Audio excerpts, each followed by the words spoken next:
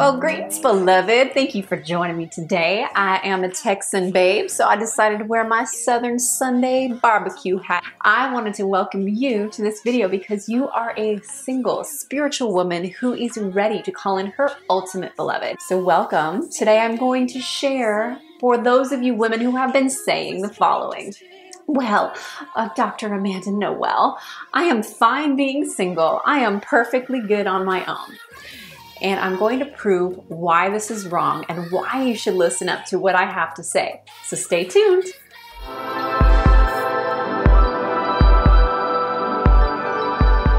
Now, I know a lot of you are going to disagree with me, or you're going to have these thoughts that are like, that's not very feminist. No woman needs a man or needs a partner. We all need to be independent and free. And I agree with that to some degree. We are meant to be autonomous beings. And on the other hand, it's not possible. If you go and sit down and eat a meal, how many hands bless that food? How many people brought you the food? The drivers, the people picking the food, the plants themselves, the spirit, the sun.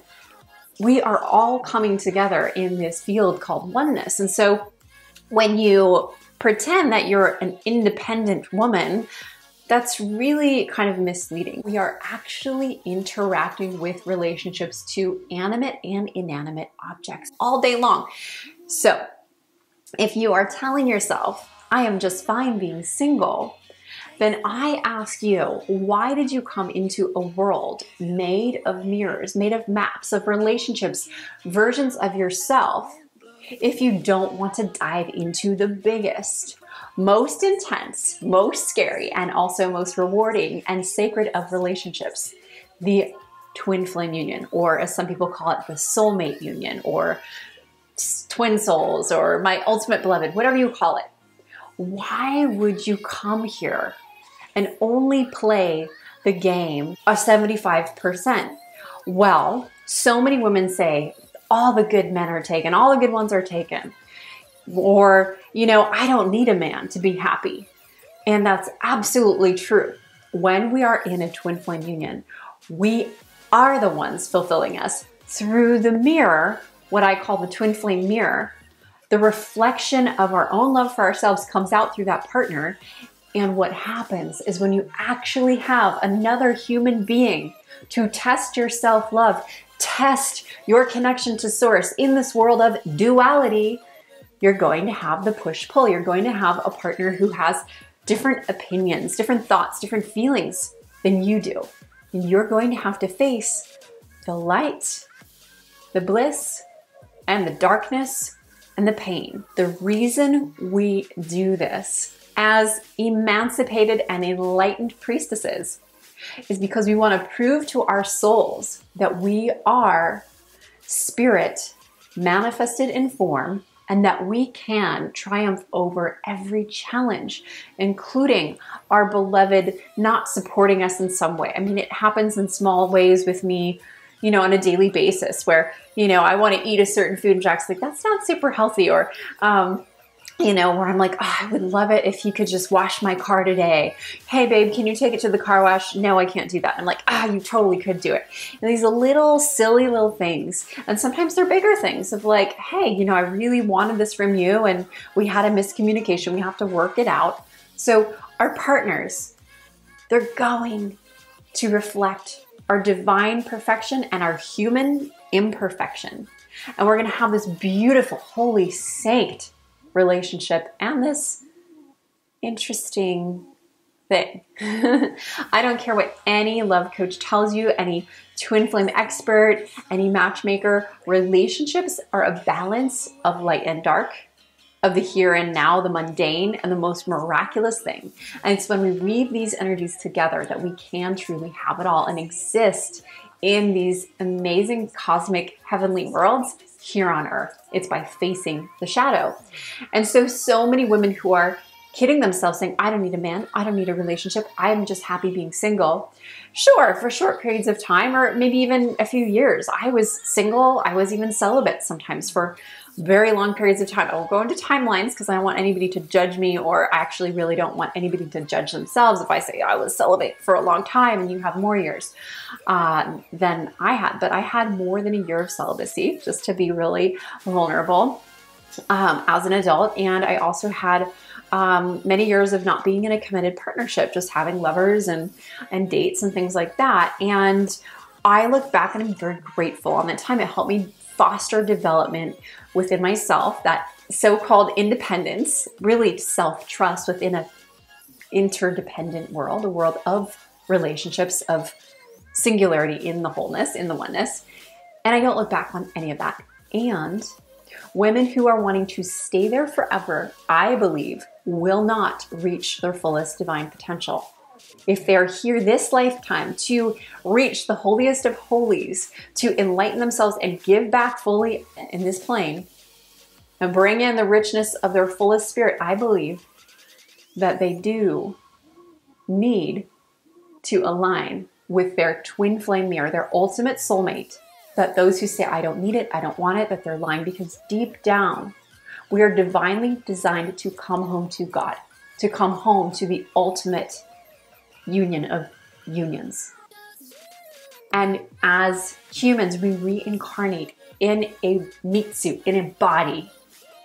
And what happens with that is we have this deep longing to release that separation and return home to source.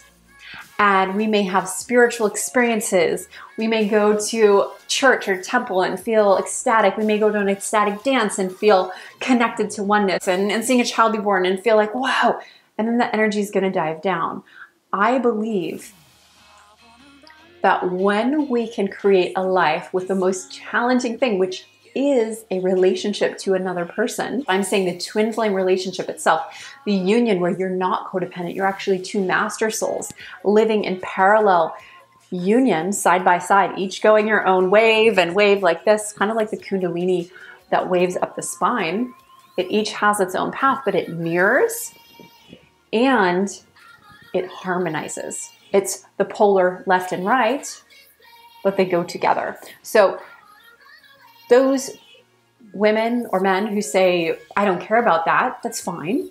There's no pressure. You can choose your path, and I have no judgment. And you may take this as like, well, F you, Amanda. I don't like your opinion. That's fine too. The twin flame union is by far the most activating, the biggest teacher, and it offers the most opportunities. And it does offer us some of the biggest challenges.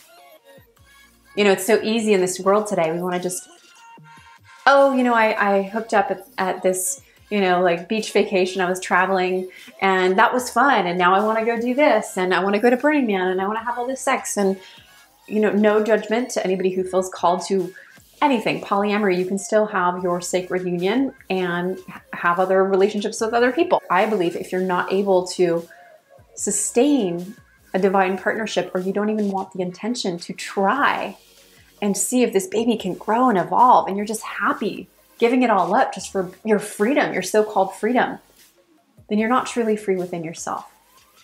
Because when you're with your twin flame, you don't feel restricted. You feel more free than ever before. You uplift each other because you see the value in him or her, and you give them that freedom. And you're asking, what do I want? What do they want? And it becomes this bigger piece of what you receive in your desires is bigger than you could have either imagined as individuals. So you're playing a bigger game when you're in sacred union to your ultimate beloved. And I don't care if you call it twin flame, or you call it soulmate, or you call it the tooth fairy. I really don't care about the titles, but I want to bring home to you that a lasting sacred union, a life partner with whom you commit and connect and continue to evolve over time, is going to be more thrilling, more fulfilling, and sometimes a little bit bone chilling. But it's going to lift you up more than anything on this planet. And I know when I leave this earth, whatever I create between now and my last breath, I know my beloved is going to be with me, is going to be merged in my soul. And I know that his physical form, our ego selves, is going to be one of the biggest things that I will miss. The most important, the most sacred thing that I've created, and the biggest legacy that I could give back to the world, because it makes me so happy and has brought me so much joy that I can give back to others. But it's also that reflection of me that was always there before the union even began. So bringing it back home, my sister, I want to tell you that everything that I shared here, in a way, has a counter argument, and in a way, you get to decide. It's your truth. What do you decide? Please share in the comments below. I love it all.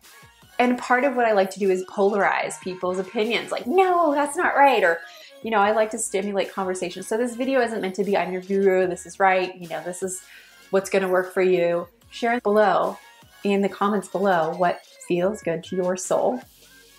And if you have any challenges or struggles in your twin flame union or in the process of finding one, I'd love to hear what those are. I do post videos every week, and I have been doing YouTube videos for, woohoo, I think since 2011. Started this channel in 2014, I think, after the first one got mysteriously deleted.